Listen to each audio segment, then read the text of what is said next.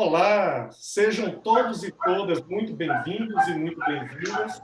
Nós vamos começar agora o nosso terceiro programa dessa série que tem procurado transmitir para todos vocês trabalhos de conclusão de curso de notória credibilidade e que tiveram muita ênfase científica e que devem ser divulgados até para incentivar outros acadêmicos de direito ou de outros cursos e demonstrar também que o aluno deve ter protagonismo na produção do conhecimento jurídico. Isso é possível. Hoje nós vamos discutir a questão da criminalização da mulher pobre a partir da personagem Fantine na obra Os Miseráveis, de Victor Hugo. Esse trabalho de conclusão de curso foi apresentado por Vitória Salles, que é egressa da Faculdade de Direito da UERN, e para discutir esse tema, nós vamos contar com a presença da professora Ana Beatriz Presgrave. A professora Ana é professora da Faculdade de Direito da UFRN, é doutora e pós-doutora em Direito, é minha colega no Conselho Federal da Ordem dos Advogados do Brasil e é uma honra imensa tê-la aqui nessa discussão hoje. Nós vamos contar com a presença também de Jaqueline Brasil, egressa da Faculdade de Direito da UERN, da mesma forma, Fernanda Mesquita, também egressa da Faculdade de Direito da UERN, Daniela Santos e Kaline Mafra, que é aluna do quarto período da Faculdade de Direito da UERN e integrante do Centro Acadêmico Rui Barbosa. O debate seguirá o mesmo modelo dos anteriores, esse é o terceiro programa de uma série de 4. Nós começaremos com a autora da monografia, Vitória Salles, ela vai fazer uma rápida explanação sobre o tema e depois nós vamos seguir debatendo. E você que está em casa nos acompanhando, pode participar no chat, pode deixar sua pergunta, sua mensagem, seu comentário, serão todos e todas muito bem-vindos. Vitória, boa noite e você já pode começar explanando o seu tema. Boa noite, Olavo. Boa noite, meninas. A gente já se falou anteriormente na abertura da sala. Boa noite, professora Ana Beatriz, seja bem-vinda. Obrigada por fazer parte dessa explanação sobre o meu trabalho, que eu tive o prazer de ser convidada a apresentar pelo professor Olavo, que foi meu orientador. O tema da minha monografia foi a criminalização da mulher pobre, um diálogo a partir da situação de Fantine na obra Os Miseráveis. Esse tema ele não surgiu à toa. Como uma estudante de direito um pouco diferente, eu sempre tive a vontade de fazer o meu trabalho de conclusão com um tema que agregasse de direito, mas que não fosse necessariamente uma lei ou jurisprudência ou algo do tipo. E eu sempre fui muito apegada à literatura. E durante uma aula de criminologia jurídica, ministrada pelo professor Olavo Hamilton, ele pediu que nós lêssemos um trecho da obra Os Miseráveis, de Victor Hugo, que acaba por ser uma das minhas obras literárias favoritas.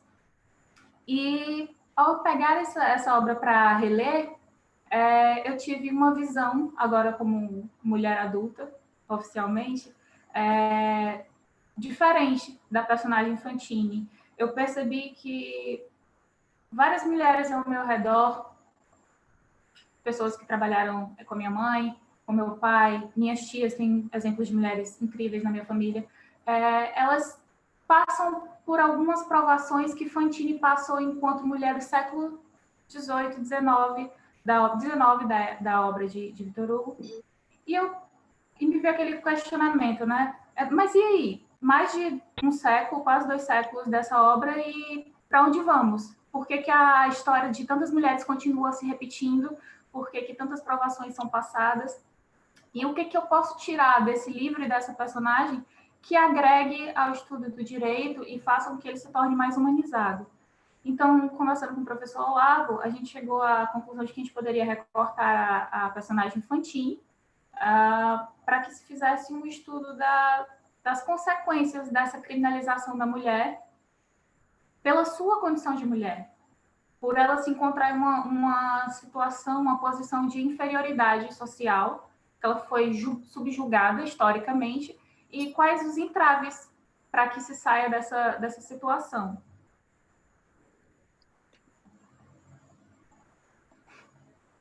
Muito bem, Vitória. Agora, nós podemos começar a debater, a conversar sobre esse tema, né? Os Miseráveis, de Victor Hugo, eu costumo dizer sempre que é uma obra muito completa. Essa obra interessa não só ao direito, mas ela conseguiu antecipar quase que um século em criminologia, antecipa também muito do debate que se seguiria sobre psicologia, psicanálise, sociologia. É uma obra fantástica que todos e todas deveriam ler, seja da área do direito, ou seja da área da psicologia, seja da área da psicanálise, da sociologia, ou até mesmo só para se divertir. É uma obra também que contempla essa finalidade. Bem, nós vamos discutir agora, nós sabemos que a criminalização da mulher pobre ainda é uma realidade muito presente em todas as sociedades. No Brasil não é diferente, na verdade, no Brasil a situação é tão grave quanto a mais grave dos países que ainda praticam de uma forma muito intensa a criminalização injusta da mulher. E aí eu gostaria de deixar a palavra livre para quem quiser se manifestar nesse primeiro momento.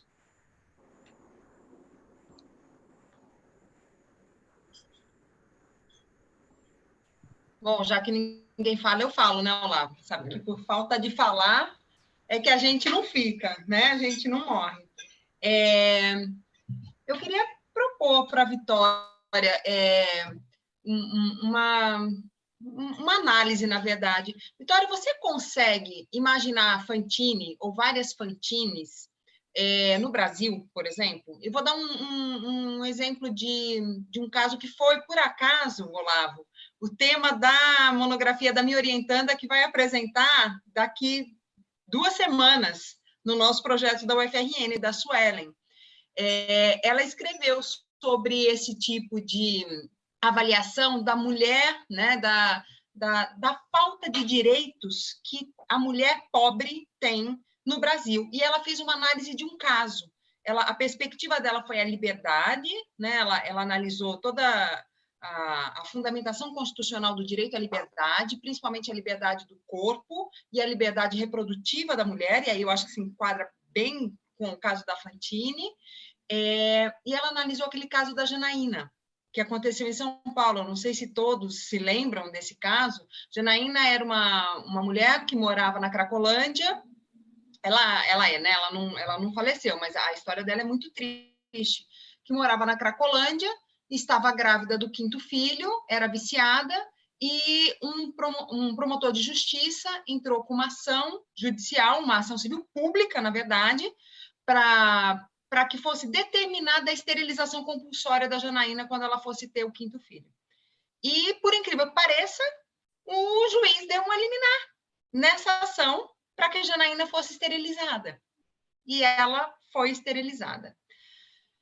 O caso ganhou uma repercussão, né, muito grande, mas a questão que está em jogo aqui, aí eu queria te ouvir, para ver se você vê Fantine em Janaína, é justamente essa.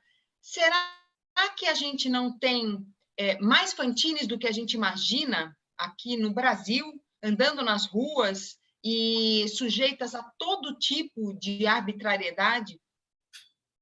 Olha, a coisa que eu mais vejo na vida provavelmente são Fantines, principalmente depois desse trabalho. Eu não consigo mais passar na rua sem observar a discrepância com que uma mulher pobre ela é tratada em relação a uma mulher da minha condição social, por exemplo. Eu passo longe de ser uma dondoca, de ser alguém que tem as maiores facilidades da vida, mas eu também estou longe de estar em uma situação precária, necessitando da ajuda, do auxílio de governo e de outras pessoas. Então, assim, essa falta de sustentação, de suporte que a mulher tem na legislação brasileira, ela é absurda. Além do histórico social em que a mulher ela passa por um processo de coisificação, de despersonificação, em que ela deixa de ser vista como sujeito de direito próprio e passa a ser vista como um objeto de posse masculina e social, né, como todo, essa objetificação, num país onde a desigualdade social é absurda, onde mulheres vivem sendo estupradas à torta e direita, onde se tem um abandono paternal absurdo, onde muitas mulheres não têm direito a um trabalho digno para que elas possam voltar para casa numa hora decente, cuidar dos filhos, que às vezes são elas sozinhas que tomam conta. Nós temos uma sociedade de desigualdades absurdas.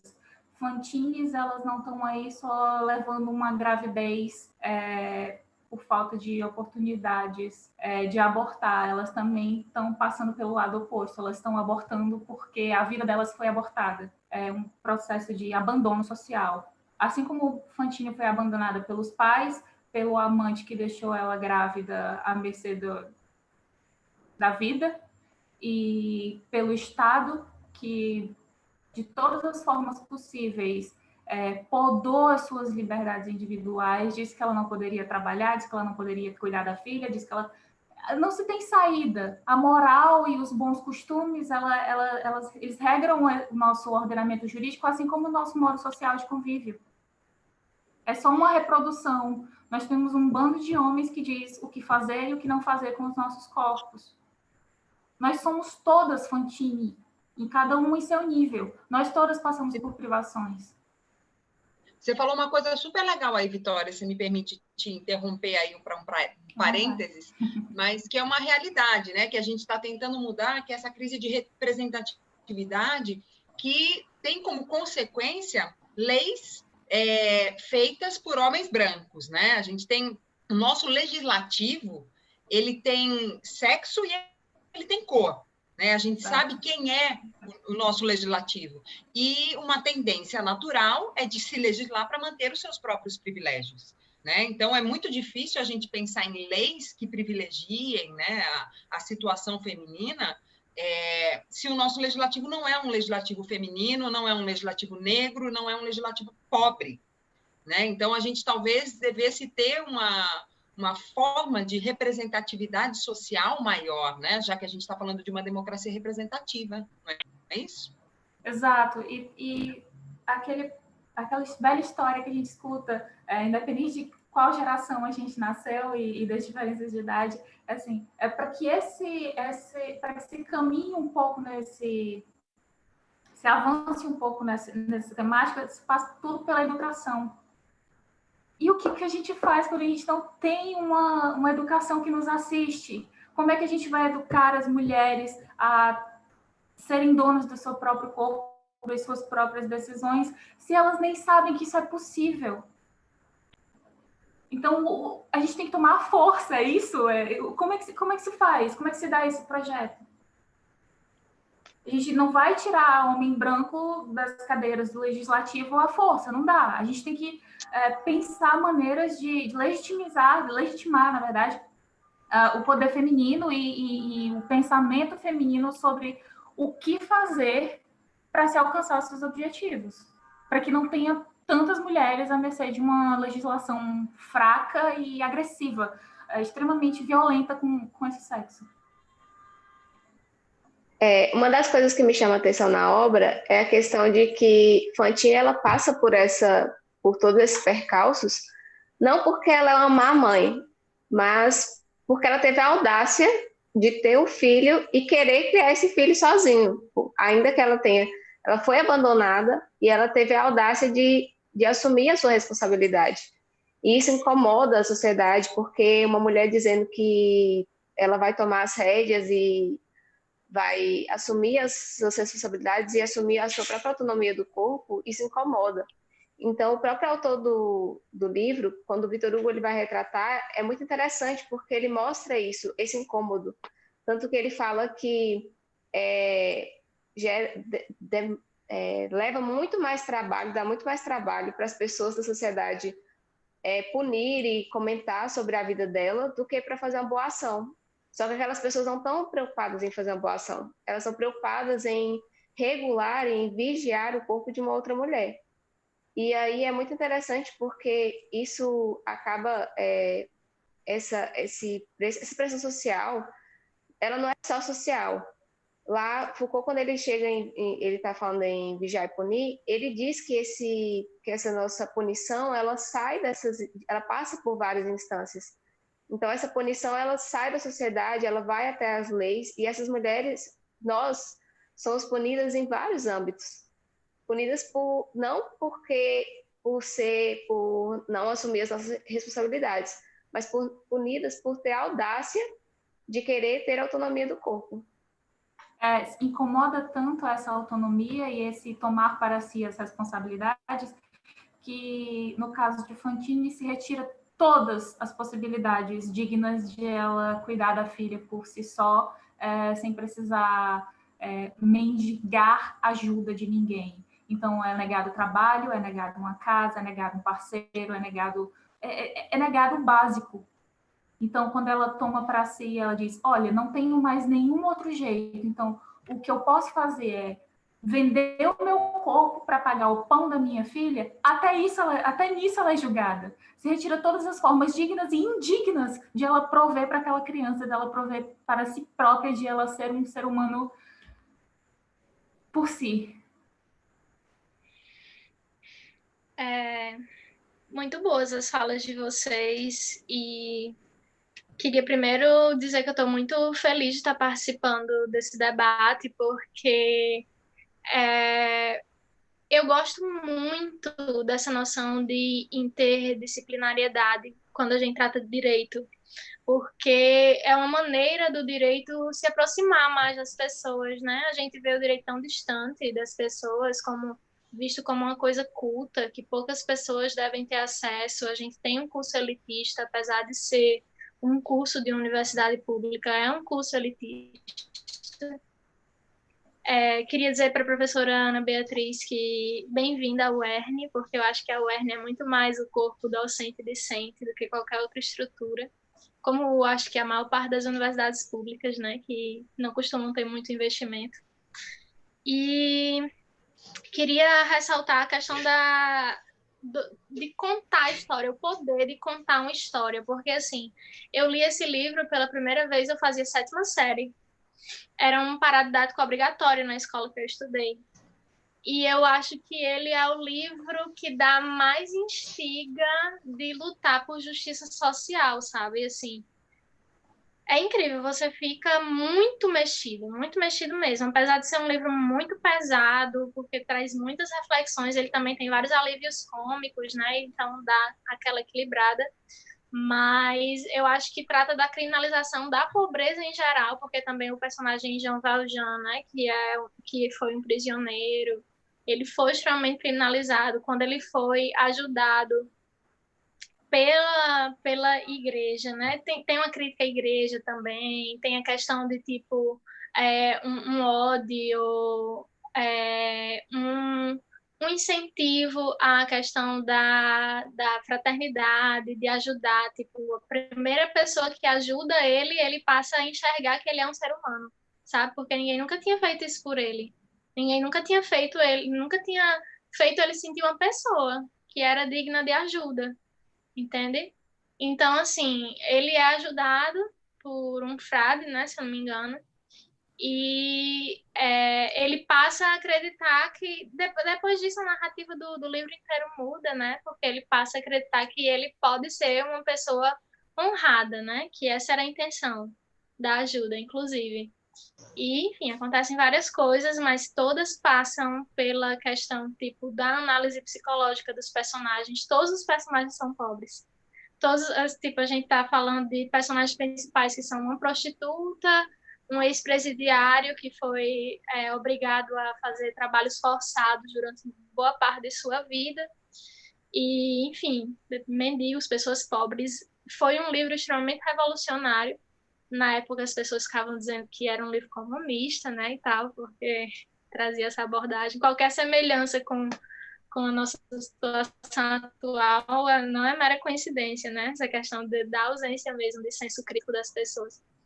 E, enfim, saindo dessa parte do poder de contar uma história e de uma narrativa inspiradora, que para mim é o livro, é totalmente uma narrativa extremamente inspiradora e que instiga muito a gente a fazer justiça social, a lutar pelo direito, sabe? Eu acho que está faltando um pouco disso no nosso curso. que é, como eu comentei no início, um curso elitista e que precisa ser diferente e que, se não formos nós, pessoas que têm uma mentalidade diferente, vai ser difícil, sabe? E, enfim, eu acho que para fechar o que eu estou falando, eu queria também comentar uma coisa que eu ainda não comentei, que tem uma narrativa mais poética. Do nada você parece estar lendo uma poesia, não parece nem que é artigo científico, sabe? Assim, não é igual, não é igual. Eu acho que essas narrativas são importantes, como a professora Ana Beatriz comentou inicialmente, a representatividade, ela importa muito, muito mesmo. Enfim, é isso. Você me permite fazer um adendo ao que você está falando, com relação às mulheres na ciência? Sim, sem dúvida. Essa entrada das mulheres na ciência, na verdade, ela é bem traumática, né? Ela causa traumas em todos os lugares. Vocês já devem ter ouvido falar que a Marie Curie, ela só ganhou um Nobel que queriam dar para o marido, né? E aí foi o marido que falou, não, a pesquisa é toda dela, né? Eu só aceito receber se ela receber também. Né? Então, ela precisou de um homem para receber um prêmio que era dela. Ela precisou da voz de um homem, porque a voz dela e nada era a mesma coisa.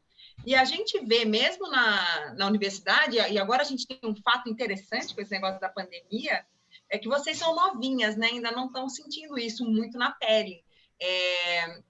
Mas eu vejo que aqui em casa o negócio já é um pouquinho diferente, né? O Lavo já deve saber que aqui as coisas são um pouquinho diferentes, que a gente divide todas as funções mesmo aqui em casa. Tanto é que eu estava no escritório, meu marido em casa com as crianças. Mas não é a realidade da maioria das mulheres brasileiras, principalmente das mulheres pobres, que são aquelas que ficam com os filhos, as fantines da vida, né? Que ficam sozinhas com seus filhos e tem que agora dar conta de tudo, que os filhos não vão para a escola, e aí elas têm que dar conta da casa, dos filhos e muitas vezes do trabalho remoto, né? Que estão trabalhando remotamente. A gente estava discutindo outro dia, não é, Olavo, a questão do retorno dos prazos dos processos eletrônicos, e uma das questões mais importantes e mais relevantes tem a ver justamente com o fato de que muitas pessoas não têm condições de trabalhar enquanto a vida não voltar ao normal, simplesmente não tem essas condições.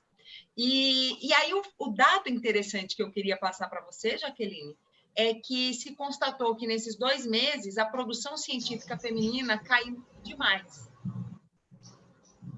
Isso representa muita coisa, né? Isso quer dizer que a nossa sociedade ainda tem muito o que evoluir, mesmo nas classes mais elevadas. Se você for pensar, quem produz ciência, as mulheres que produzem ciência, são as mulheres que têm uma condição de vida melhor. Somos nós, né? Que somos privilegiadas e reconhecemos esse privilégio, né? E mesmo nós estamos sofrendo, porque na hora em que não podemos ter o serviço de outras mulheres nas nossas casas, ou o serviço de escola para cuidar dos filhos, sobra para quem fazer isso? Né? Quem é que teve a diminuição de produção na ciência? Né? Então, são coisas que a gente tem que refletir, né? Quantas Fantines existem por aí, né? Será que a Fantine é só a mulher pobre, né? Que está lá no extremo que a gente enxerga facilmente? Será que nós também não somos um pouquinho, né, Fantines? Eu queria só fazer... que a mulher... Só um instante, Olavo. Se espera tanto da mulher que ela conte a própria história, que ela tome as rédeas de tudo para si, mas quando ela faz, ela fica imobilizada, porque ninguém consegue lidar com tudo. E se espera que a mulher quebre as correntes sem ajuda. E não é assim, a sociedade não funciona uma pessoa aqui, outra pessoa aqui. É uma corrente, a gente tem que se ajudar, a gente tem que perceber que algumas pessoas têm outras facilidades e outras têm diferentes. Então, assim, é uma corrente em que, se eu preciso da ajuda de outra mulher, essa mulher vem aqui e ajuda, essa aqui outra vem e ajuda, a gente consegue construir alguma coisa, porque senão desmorona. Ninguém consegue tomar tudo para si e dar conta de tudo perfeitamente. Então, você espera que a mulher cuide da casa, que ela cuide do trabalho, que ela cuide do marido, que ela cuide de tudo. E quem é que cuida dela? Onde é que, Ela onde é que vai acabar excepcional isso? em tudo, hein? Ela não pode ser mediana, ela tem que ser excepcional em tudo. Ela está linda, com a unha feita, com maquiagem, cabelo arrumado, ela tem que ser perfeita. Uma coisa que eu gostaria de chamar a atenção, a partir da fala da professora Ana Beatriz, é quando ela diz que até as vitórias femininas passam por uma narrativa masculina, né? Pela chancela do masculino. Aqui em Mossoró, todos nós sabemos que uma grande vitória para a mulher foi a questão de ter a primeira eleitora da América Latina, a primeira inscrição como eleitora da América Latina, todos nós sabemos, de Celina Guimarães Viana, né, aqui em Mossoró. Mas mesmo essa história, que é muito bonita, que é libertadora, passa por uma questão absolutamente machista, porque antes de Celina Guimarães requerer a sua inscrição, uma natalense requereu. E no mesmo dia, o juiz deferiu a de Celina e indeferiu a da natalense. Por quê?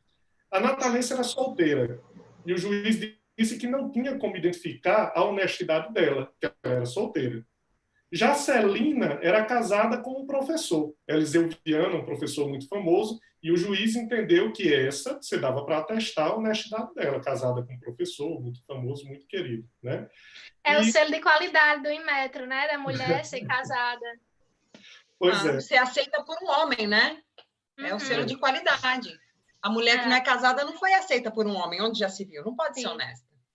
Uma outra coisa que é muito sutil na obra de Victor Hugo, mas essas duas tragédias da miséria representadas por Fantine, na verdade lá tem bem mais do que isso, tem a tragédia da criança também, do Gavroche, né? Mas falando de Fantine e falando de Jean Valjean, né? É muito sutil porque qual é o destino de Fantine na obra? O que é que acontece com Fantine, né? E aí eu acho que não é nenhum spoiler, que todo mundo a essa altura já deve ter lido Os Miseráveis, de Victor Hugo, mas Fantine tem uma paixão da vida dela em Paris, né? Engravida, esse sujeito a deixa, ela é obrigada a ter essa filha sozinha e, já adiantando mais, né? Para conseguir criar essa filha, ela tem que se prostituir e vender o próprio cabelo. Tem uma cena dantesca no livro, né? Que ela vende até um dente, né?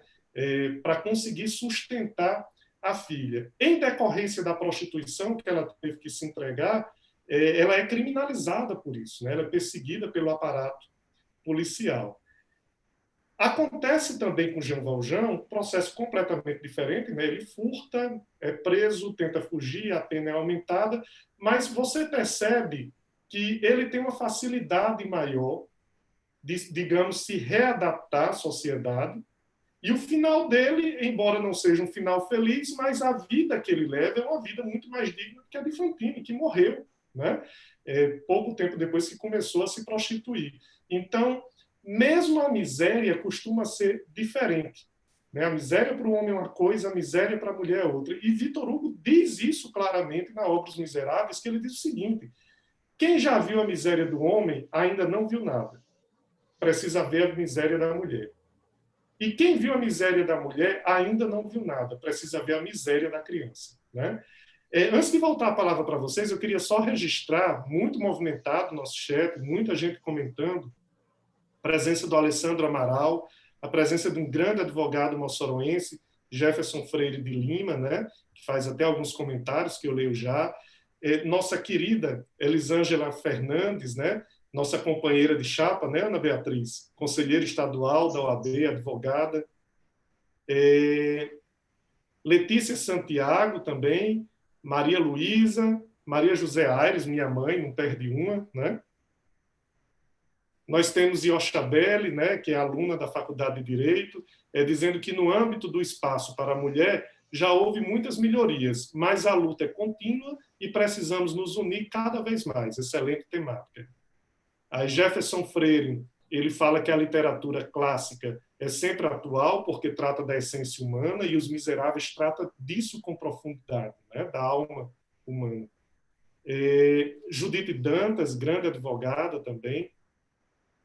Jairo Ponte, nosso colega de doutorado, professor da Faculdade de Direito da UFESA, né, Raça, classe e gênero sobre a posição de vulnerabilidade, falou Jairo. Jefferson Freire de Lima, mais uma vez, o romance também opõe duas lutas muito atuais, a afirmação humana e o abuso de autoridade. Muito bem, Jefferson. Luiz e Moura também participando. Vânia Maria Prachedes também, lá de Caraúbas. Deixa eu ver quem mais. Cíntia Rodrigues, advogada do Mato Grosso, né? A produção científica feminina provavelmente teve essa redução pelo mesmo motivo pelo qual a violência doméstica teve expresso aumento. Aqui em Mato Grosso fala-se em 400% de aumento do feminicídio. Yoshabelle dando os parabéns pelo debate, Gilvan Rebouças falando que a qualidade do debate está excelente. Eu gostaria de ouvir as opiniões também de Kaline Mafra e de Fernanda Mesquita, né? Eu acho muito interessante, eu não sei se foi uma escolha consciente, mas na última frase do seu último capítulo, você colocou que as mulheres são alvos das maiores injustiças cometidas pelo homem, né? E eu achei interessante que sempre é usado esse termo homem como o sujeito de grandes conquistas da humanidade, né? É como se fosse um termo universal, um termo geral para o que é bom. E aqui você colocou ele como o sujeito de uma opressão, né? Um sujeito de uma coisa devastadora. Porque geralmente o que a gente vê é o contrário, o que a gente vê é o homem sempre é o sujeito e a mulher é sempre um objeto, algo passivo, algo que está sempre justamente ligado ao homem de uma forma ou de outra. E outro ponto que eu acho que a gente é muito perceptível é que naquele contexto do livro, né, depois surgiu o welfare state, que vinha com essa ideologia, com essa propaganda de prover auxílio a pessoas que necessitavam, a pessoas como Fantine, como Jean Valjean. E a gente viu a ascensão, a gente viu a crise dessa ideologia e a gente viu que isso não mudou. Até hoje o Estado não conseguiu chegar nessas pessoas, né? Prover maior dignidade para elas. Ao mesmo tempo que, assim que elas recorrem ao crime como meio de obter alguma dignidade que lhes foi negada, aí o Estado é rápido. O Estado rapidamente, assim como ele pegou Fantine, ele pega várias e várias pessoas implacavelmente. Não é uma pandemia para a máquina punitiva do Estado. Aline, antes de passar a palavra para você, gostaria de registrar também que quem nos assiste é o professor Lauro Gugel de Brito, diretor da Faculdade de Direito da UERN, parabenizando pelo debate, e Hamilton Aires Freire de Andrade, meu irmão, né, psicólogo, doutorando em psicologia. Sejam todos muito bem-vindos. Aline? Eu achei interessante quando Jaqueline e a professora Ana Beatriz falaram da questão das mulheres na ciência, né? Existem estudos e com dados bem específicos que quando os homens estão tirando licença paternidade são quando eles produzem mais, que é o momento que eles deveriam estar cuidando dos filhos. As mulheres com certeza têm uma baixa na produção nessa época, só que é o momento que os homens produzem mais, quando eles tiram a licença paternidade. Nessa questão da criminalização da mulher, quando falo em Fantine, aqui no Brasil eu penso em uma mulher negra. Eu acho muito importante a gente fazer o recorde de raça e de classe, porque quando eu imagino as histórias contadas, quando eu lembro das histórias contadas, por exemplo, no livro de Drauzio Varela sobre prisioneiras, ou no Quarto de Despejo de Carolina Maria de Jesus, nós vemos claramente a violência voltada mais especificamente para a mulher negra. E, por exemplo, quando eu vejo nós aqui discutindo sobre o corpo da mulher e sobre a luta das mulheres, me vem muito à mente que em 1851, por aí, feministas brancas estavam se reunindo quando Sojourner Truth fez aquele discurso delas sobre "e eu não sou uma mulher", quando elas estavam discutindo sobre voto feminino e a mulher negra estava lutando para ser reconhecida como uma pessoa, sabe? Então, eu acho que a gente deve pensar muito nesse recorte de raça e de classes e de lutas, né? Porque quando a gente pensa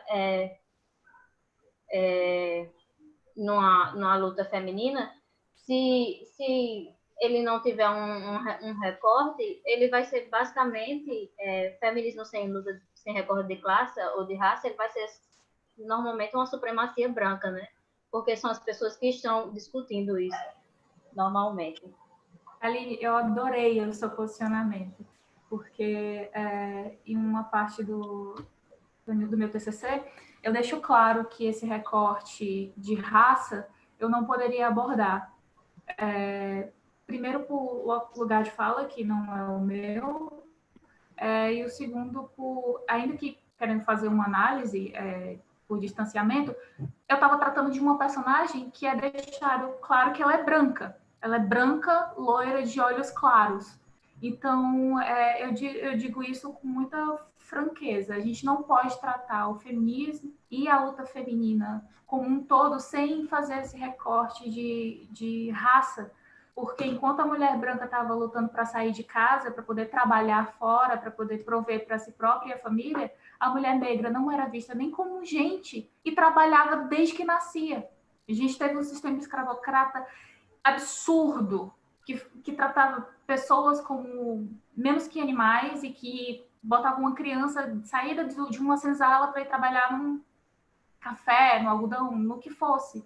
Então, assim, esse recorte ele é extremamente importante e eu espero que para frente a gente consiga ver mais coisas a respeito disso, porque eu ficaria muito feliz em aprender um pouco mais.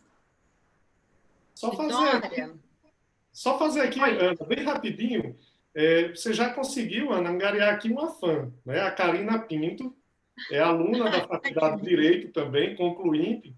Ela reproduz uma fala sua, né? Não basta a mulher se propor a fazer algo, ela tem que ser excelente em tudo que faz. Ela disse que você a representava, né? Por essa fala. E várias pessoas aqui também se manifestando. Eu peço até desculpa se eu não registrar a fala de todos e de todas aqui, porque realmente tem muita gente mandando suas opiniões. O que eu queria dizer é que, assim, ser mulher no Brasil é algo muito complicado, né?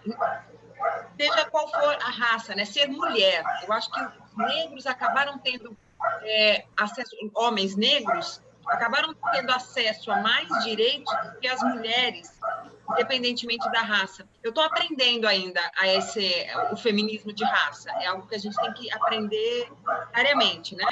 E a gente, às vezes, nem percebe o quanto a gente discrimina, sem ter intenção de discriminar, como os homens com relação às mulheres, né? Sem ter intenção de discriminar, acabam discriminando. E eu acho que é algo que a gente tem que aprender.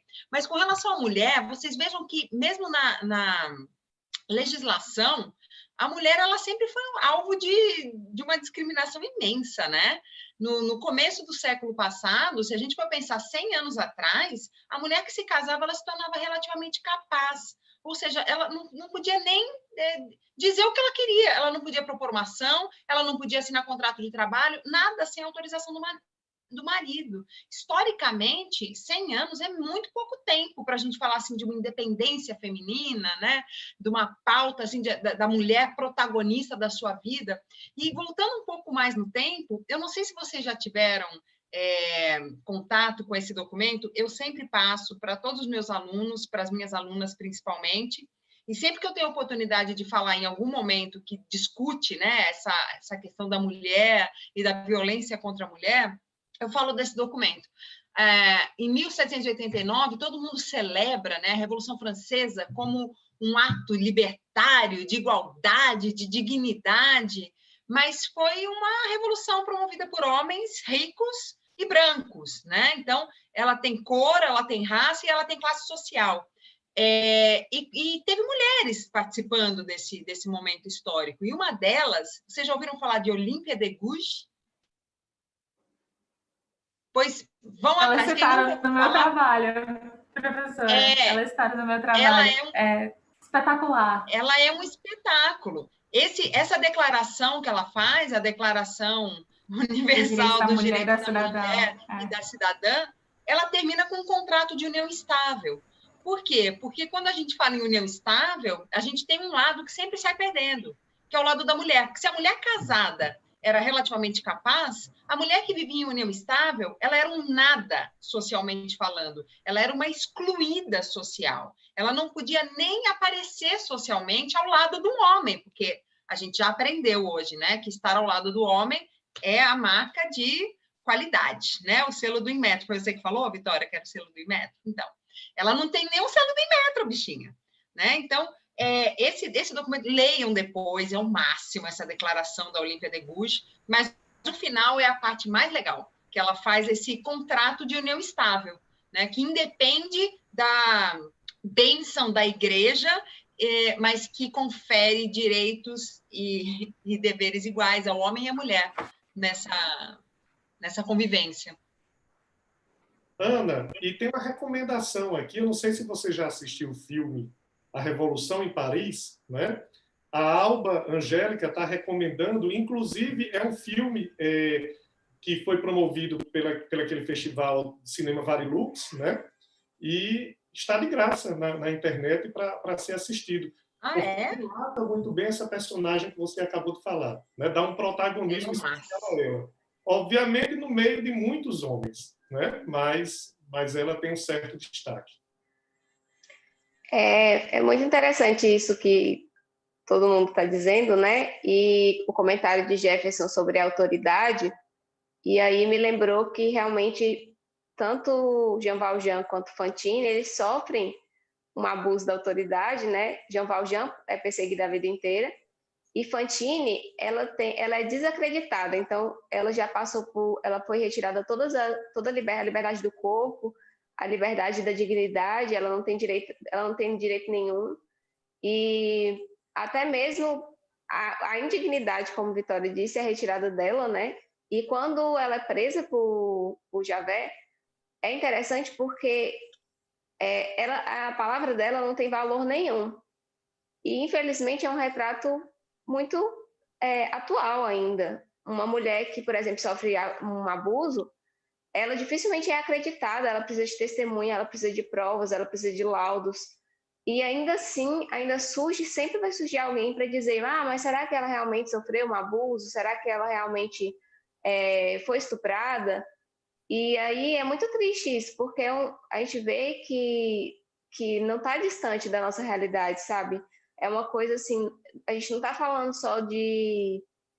Vai em todos os níveis, independente de qual classe seja, qual classe pertence à mulher, a palavra dela não tem valor por si só, ela precisa de validação da sociedade, ela precisa passar por provas para poder ser digna da sociedade dizer, tudo bem, agora eu vou te ouvir. Dani, e disso que você falou, além da descrença da mulher, na mulher, né, na palavra da mulher, a pior parte é quando vem a culpabilização também. Se pela condição dela de mulher ela não provocou aquilo, se não é de alguma forma culpa dela ter sofrido um abuso, uma violência. Capa de saia curta, né, Vitória? Saia curta, o batom vermelho, não é mesmo? Tudo é um motivo para a gente ser culpada pelo que nos acontece. Sempre nos acontece porque a gente provocou. Com perna de fora, né? Não dá. Ela provocou. Como é que um homem vai resistir, né? Não tem como. As mulheres de burca, né? Eu acho que é porque elas devem passar muito rímel. Alguma coisa do tipo. Fantine sofre porque ela ficou grávida, né? Ela que quis. Agora, uma coisa interessante é que quando parece que está havendo, aí eu estou falando especificamente da questão da criminalização, quando parece que está havendo uma libertação da mulher, porque no final da década de 70, início da década de 80, ou até antes disso, você tinha um número de encarceramento feminino muito pequeno, o que poderia demonstrar que a criminalização da mulher teria tido um freio, né? Mas aí vem a lei de drogas. Hoje, no Brasil, 68% das mulheres presas decorrem da atuação da lei de drogas. E o que é mais trágico é que, na maioria das vezes, se tratam de esposas ou pessoas que viviam em união estável, mulheres que viviam em união estável, com homens que eram traficantes. Aí ele é preso, né? E ela assume o tráfico porque o marido pede ou porque o marido obriga, porque ela tem agora a obrigação de sustentar a família, né? Sustentar o marido preso. E aí essa tragédia cai no colo da mulher, né? Ou seja, Olá. quando nós um momento histórico, né, de menos criminalização da mulher, aí você tem, na aplicação da lei de drogas, uma criminalização absurda por crimes que não são violentos. Na maioria das vezes se trata de uma mulher miserável que está ali apenas buscando o sustento do seu filho e que acaba sendo encarcerada.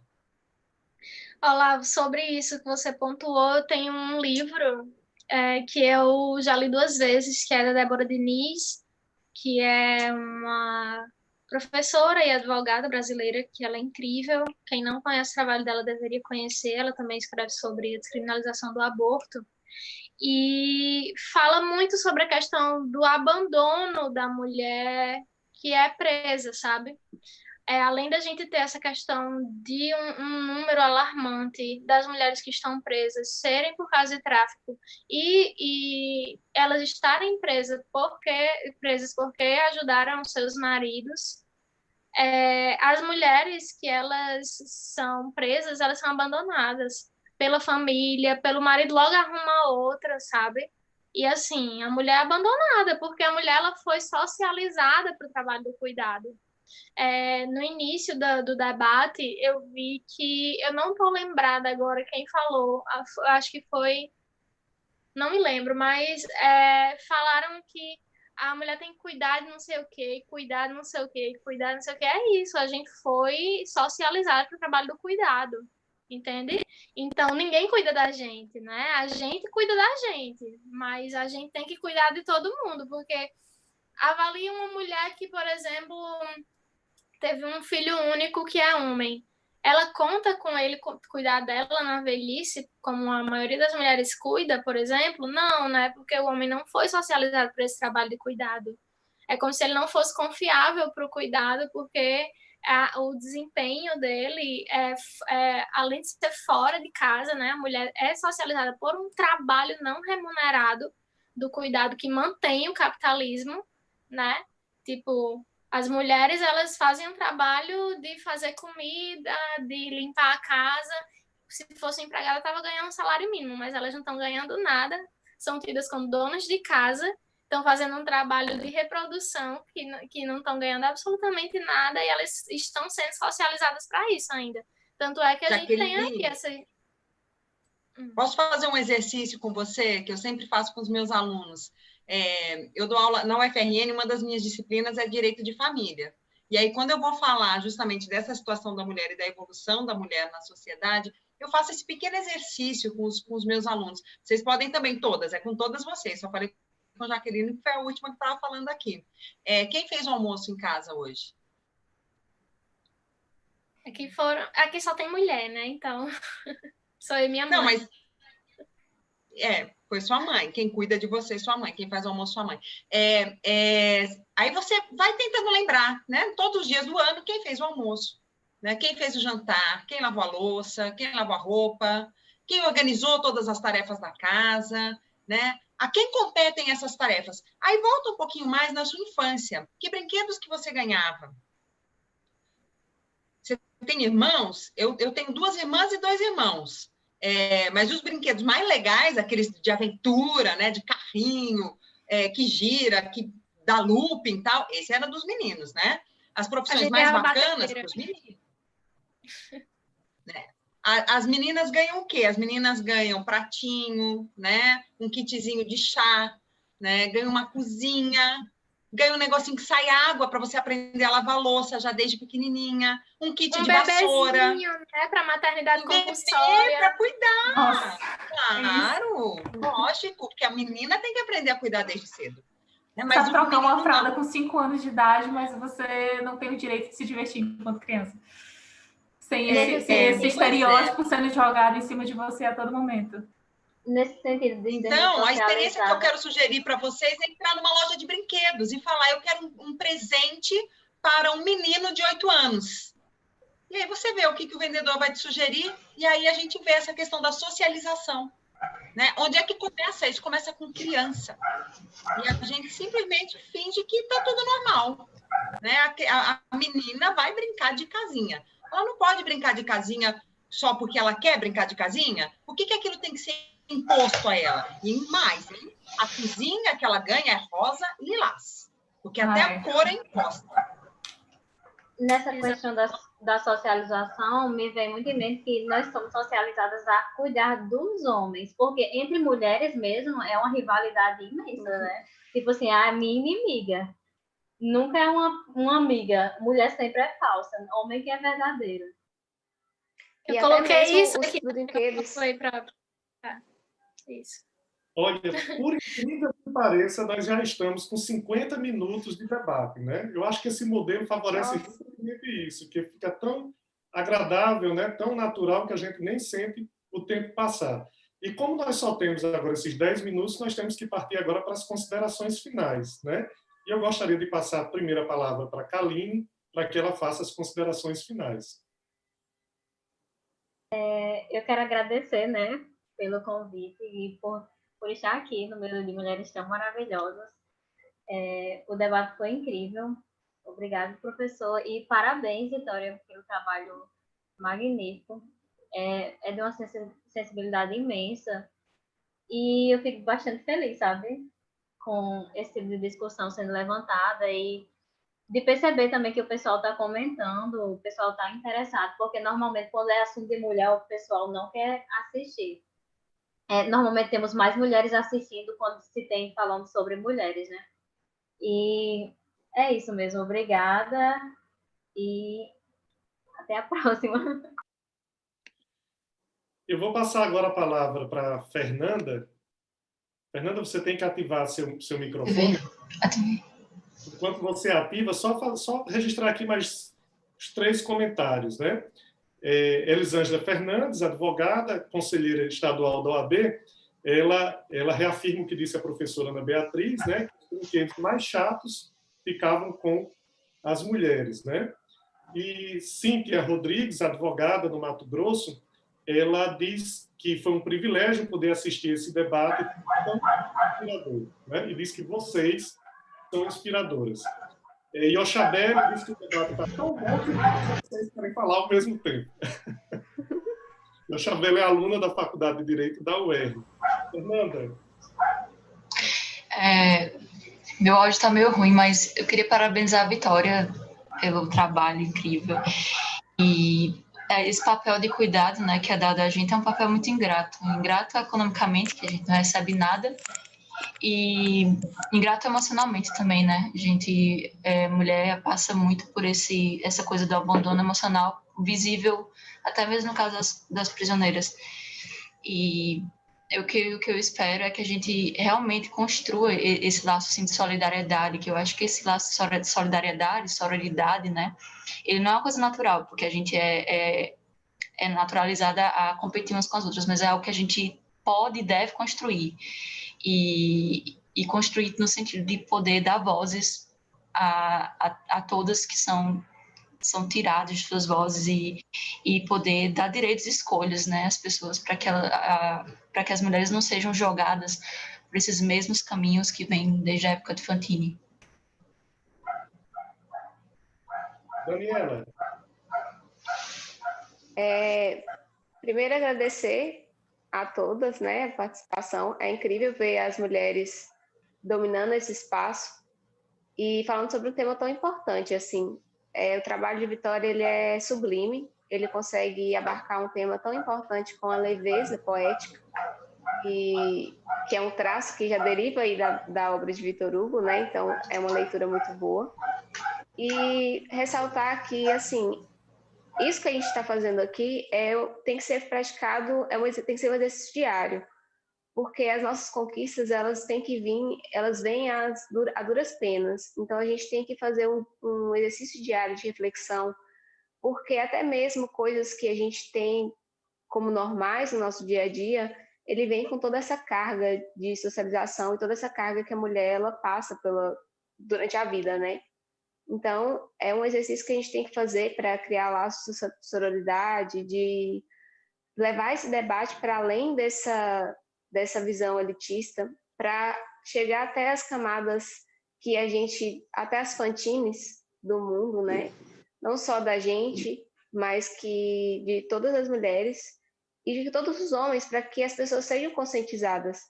Esses protestos, esse tipo de discussão, ela é importante porque ela é veículo de consciência. Então, a função desse debate, desse tipo de trabalho, é levar consciência para as pessoas refletirem de algo que naturalmente elas não teriam refletido. Jaqueline? Eu queria ser breve aqui, apesar de ter anotado muita coisa para comentar, mas vou tentar ser o mais breve possível. Eu queria falar que eu li um estudo uma vez que falava que a produção acadêmica ela é lida em média por 6 pessoas. Tu escreve um artigo e, em média, esse artigo vai ser lido por 6 pessoas, o que talvez uma das pessoas seja sua mãe, né? Alguma coisa assim. E, assim, é muito interessante, muito importante, para além disso, que esses debates que eles estão na ciência, eles sejam levados para o maior número de pessoas, sabe? Primeiro porque dá um trabalho enorme a pesquisa, e segundo porque eu acho que é uma responsabilidade social. Nós que temos acesso a isso, nós também temos a responsabilidade de colocar isso no mundo, sabe, na sociedade, porque de outra maneira a sociedade não evolui. Eu acredito muito na educação, né, como Paulo Freire. A outra coisa que eu coloquei, que eu pontuei também, foi a questão da união feminina, porque muitas vezes esses discursos de julgamento, eles são reproduzidos por mulheres, e não porque elas querem, mas porque elas foram socializadas dessa maneira, né? Já que o debate era socialização há pouco tempo. E, assim, esse julgamento que a gente faz a tudo que as mulheres fazem, essas culpas que a gente carrega a vida inteira, que não deveria carregar, elas não nos beneficiam em nada. Então, quando vocês param e chamam uma mulher de puta, isso não está lhe beneficiando ser você, sabe? Então, é isso, focar na questão da união feminina mesmo. Isso é muito importante para a construção do feminismo e de uma equidade de gênero, porque se nós formos aliadas e se nós estivermos trabalhando para o nosso crescimento, eu acredito que o processo vai ser muito mais rápido. E a outra coisa é agradecer. Eu adorei o debate hoje, foi super fluido e eu nem vi o tempo passar. Eu gostei muito de ter conhecido a professora também. Obrigada pela presença. E é isso, boa noite. Obrigada a todos que assistiram. Professora Ana Beatriz Presgrado. Eu queria primeiro te agradecer, Olavo, por me dar a oportunidade de conhecer essas meninas tão inteligentes, tão cultas, tão proativas, né, na pesquisa. Adorei o tema, Vitória, adorei o tema do seu trabalho. E eu estou tendo outra ideia aqui, Olavo. Você sabe que quando eu vejo as coisas bacanas assim acontecendo, eu quero agregar todo mundo, né? Eu estou vendo que o tema, por exemplo, do trabalho da Vitória dialoga muito com o tema do trabalho da Suelen, que é esse que eu falei que trabalhou a história da Janaína. O trabalho que você falou que trabalhou o aborto, né, que foi, acho que, o último que vocês fizeram, dialoga muito com o da Bianca, que foi o que eu orientei, que foi objeto da nossa primeira live do Cascudo Jurilab. Eu acho que talvez a gente podia fazer um interuniversidades, né? O FRN e o ERN, para vocês se conhecerem, né? Para vocês dialogarem e trocar experiências a partir dos trabalhos de vocês, né? Porque eu acho que os temas são muito... eles se falam bastante, né? Pelo menos desses 2 trabalhos, eu consigo ver assim, uma interação muito grande. Posso até mandar para o Olavo depois os trabalhos das minhas orientandas, né? Que foram trabalhos que eu achei assim, incríveis também, e aí vocês trocarem experiências. A gente podia fazer, de repente, enquanto não é possível, né, um evento físico conjunto, mas uma live conjunta da UERN com a UFRN, a gente unir esforços aí. Eu acho que pode ser interessante, né? Uma troca de experiência interessante. Eu aprendi muito com vocês aqui. Queria agradecer demais pela honra de poder estar aqui com vocês, dialogando um pouquinho, e dizer que eu estou sempre à disposição, Olavo. Só quando tiver oportunidade aí, é só me chamar. Perfeito, muito obrigado, Ana. Vitória.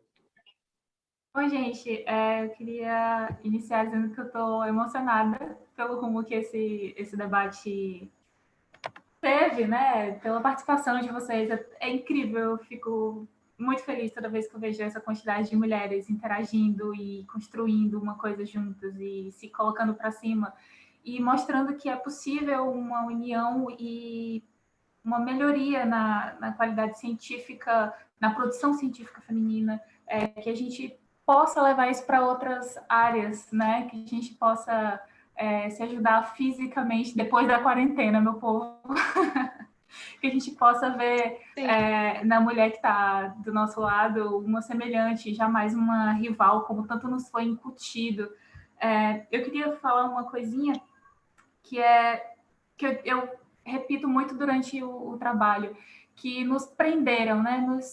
Nos cercaram, foram cada vez diminuindo nosso espaço físico de manifestação, para que a mulher terminasse dentro de uma cozinha, fazendo tudo que um homem diz que ela deve fazer, e que a gente possa sair, que a gente possa quebrar todas essas amarras, essa cerquinha tão mesquinha que nos foi imposta, e que a gente possa botar o sorriso na cara e fazer o que a gente faz de melhor, que é superar obstáculos e mostrar que nós somos incríveis.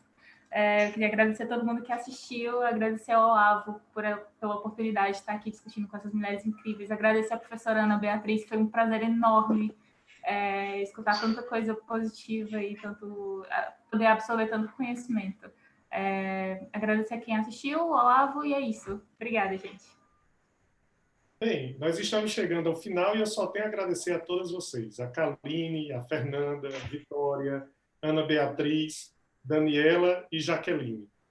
O próximo programa será o último dessa série. Nós vamos tratar sobre um tema também muito importante e um tema que conversa bastante com a discussão que nós fizemos aqui hoje, porque também trata da obra Os Miseráveis de Victor Hugo. Daniela, ela fez um link entre a criminalização da pobreza na perspectiva de Jean Valjean na obra Os Miseráveis de Victor Hugo. Né? É um pouco mais amplo, porque Vitória fez especificamente da criminalização da mulher pobre e Daniela tratou da criminalização da pobreza de uma forma geral. Né? E também tratou da atuação do Estado nesse processo de estigmatização, a partir do personagem Javert, né? Que persegue o Victor Hugo durante toda a obra Os Miseráveis.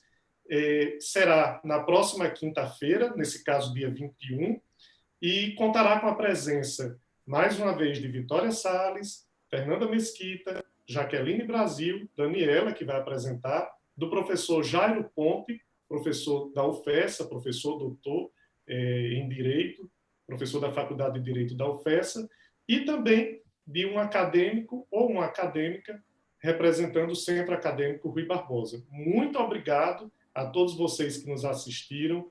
Muito obrigado também às debatedoras de hoje e até a próxima.